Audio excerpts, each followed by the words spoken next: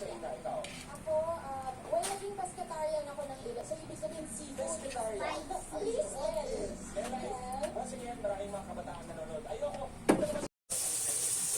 Bigla ang luto na naman mga katako. Niluluto ako ng calamari. Nabili ko lang yung ano to?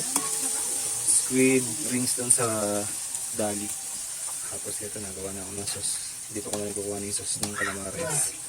Pero gagawin ko siyang pang sweet and sour na fish na lapu-lapu.